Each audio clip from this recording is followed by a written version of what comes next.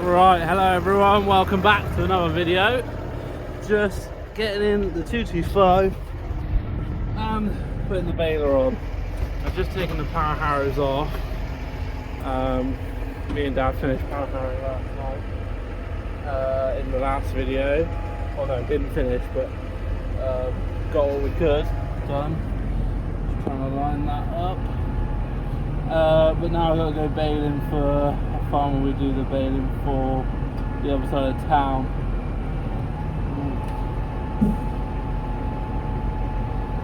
Hard to line up the hitch without seeing right above it.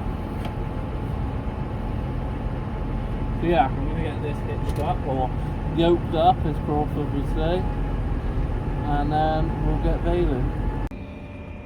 So we are off. I'm just doing a headland now. I'm about halfway round and we've got 10 bales, so it's some pretty big rows, though wide rows as well, so I just got to go real steady.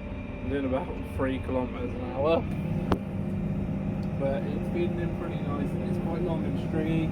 I would guess they probably cut it a bit later than they were hoping to, but it's going okay so far. Just got to take it nice and easy. I see Mr. CDX, I think his YouTube is, he's got one of these now, and he seems to be liking it. I know he said every about 100 bells you have to get out because the door won't shut properly, and I'm afraid he asked if he was doing anything wrong. From my experience, there isn't really a way to solve that other than getting out and cleaning it off every 100 bells, but I just do it when I change the wrap, quickly hop in there and do it. It's a little bit of a pain, but it's just one of those things, I think. It just, every time the door closes, I guess it just squishes a bit more in there, and eventually it squishes so much that it can't close properly. Yeah, it's just one of those things, but anyway, yeah, mine does it as well, basically. But yeah, he's got a case, I guess you could guess by the name, Mr. CVX, a case on one of these. I'm not sure what it is, an older case, but it seemed to run it quite nice. He had the display on here, but he had like a tablet looking thing, which looked kind of cool.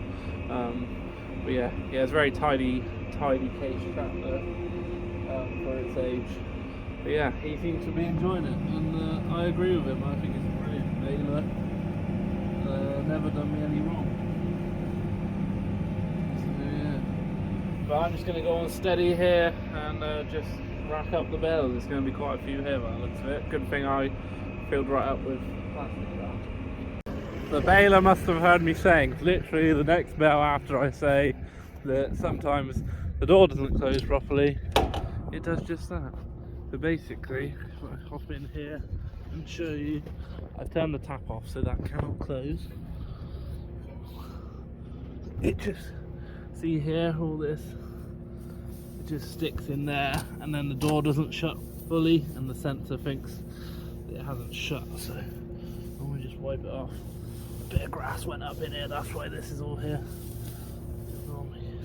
No, not the biggest deal, but especially when you got dirt in the grass, it does tend to stick a bit worse.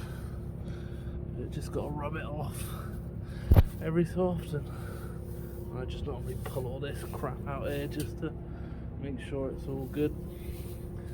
Seems to be worse this side, but I think the chains are all this side, so you get a bit of oily residue. So yeah, that's inside a baler. There's just lots of rollers.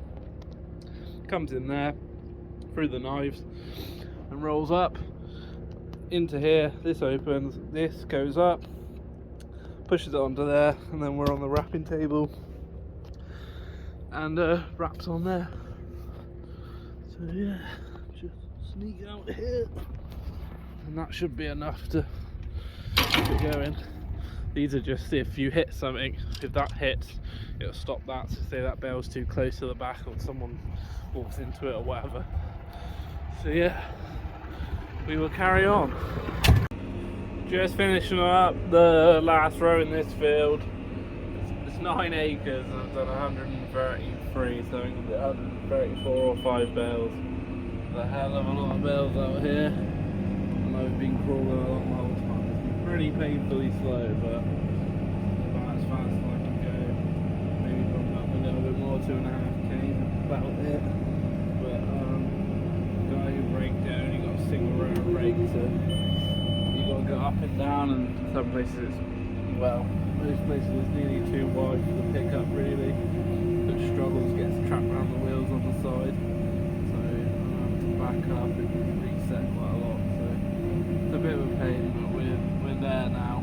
I'm not sure if the next two fields are as heavy, but I mean, yeah, it's 4 to 6 and I got it at like 2, so we did 4 hours. It's, yeah, pretty slow going, but doing what I can. Yeah, we'll nearly finish this road. I think we're 135 bales off of 9 acres, so that tells you how thick it is, because a good crop is 10 bales an acre really. Right, off to the next field down this little track. This field that I was just in was here, and there's a gate that comes across this track, but it's such a big drop off of that field there that the baler would have bottomed out because the wrapper's quite low on the back. So I thought I'd better come out the gateway I went in and then back down this track to try and get down there. So it's quite narrow and overgrown, doesn't look like it gets used very much. But luckily I don't have to go any further than this muddy bit, because further on I'm definitely not getting through there. There's quite a lot of overgrown tracks like this around here on the Somerset levels, so yeah, it's just what we've got to deal with. But hopefully I can get in round here without too much issue. It looks like it drops off a bit. Should be okay, I hope. We'll see, let's try it.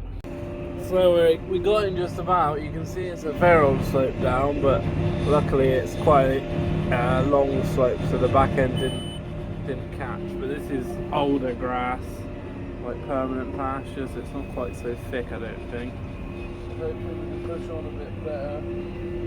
Just have to be careful on the corners. It's still quite thick, but it goes up through the Baler a bit easier. So yeah.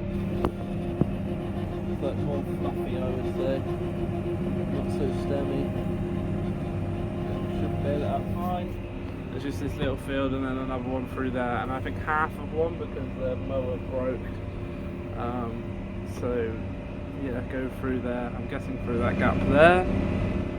But looks a bit tight. It looks like the only way through though, so they must have got through there with a tractor. And then yeah, I think there's another one further on again. Right, that's that field done. There was 19 in here, so we're on 154. What were we, 135? I think. Something like that. So I think it was 19 in here. Yeah, we got to go through here, which is nice and wet and muddy, so you can tell we've had a lot of dry weather and it's still wet down here, so that's what it's like down on the levels here. Should be able to squeeze through the trees here. Gonna get mud all over my tyres again.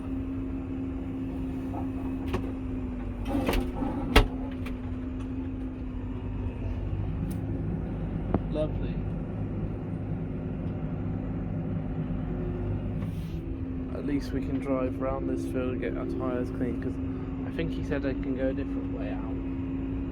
The road's over there that I want to get onto, but I don't see. Oh, maybe up there. But we'll get this one done. Another little small one, and then we'll see where we're going to go next. I think there's half another field or something.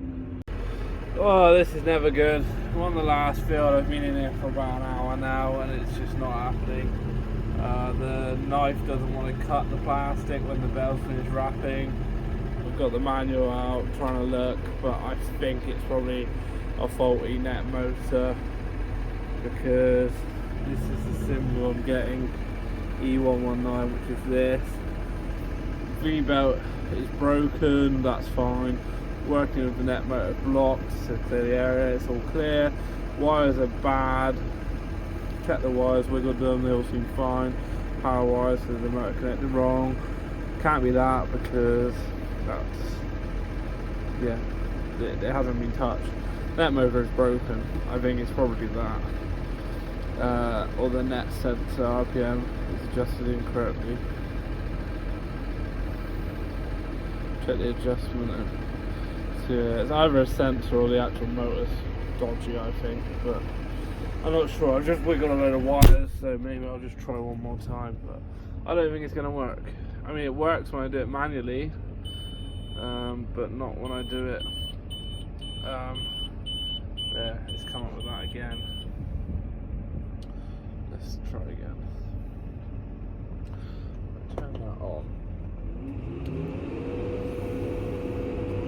Well, I've had the net going.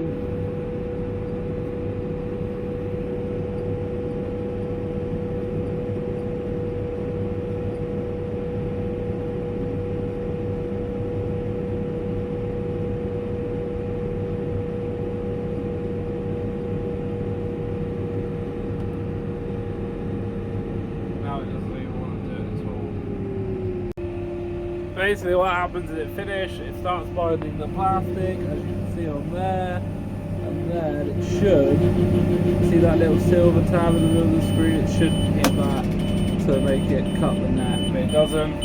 Instead we get a nice error code that says the wrap's still going, clear that, and then I have to lock it, and go on the spanner, and then press reset, and you'll see, it presses that little tab and cuts it. So it will work, it's just for some reason not doing it. I really don't know. I'm going to have to call it a night, I think, and get them to come have a look at it tomorrow, because it is 8:30, so no one's going to be coming out now. Typical on the last field. But there's not a lot I can do. So I'm going to head home. Right, I think I've finally worked it out after nearly an hour and a half, 2 hours. Basically, it's nothing to do with that motor and that motor not working.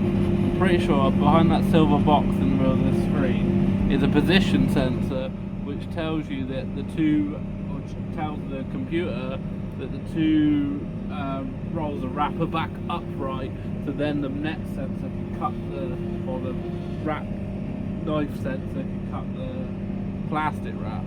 But for some reason it wasn't. There was something like a plate on a shaft that tells that sensor that it's back to its upright position. So only when it says, yeah, we're back upright, does it send the signal to say you can cut the plastic. So that piece of metal that's on the shaft kept sliding out and not sitting on the shaft properly. So for now, I don't know if you can see, the zip tie is on here. I've budged it up with a zip tie. Be working, fingers crossed. We'll see now. So basically you see the rolls of wrap go over now, so they turn over like that. It wraps 3 times.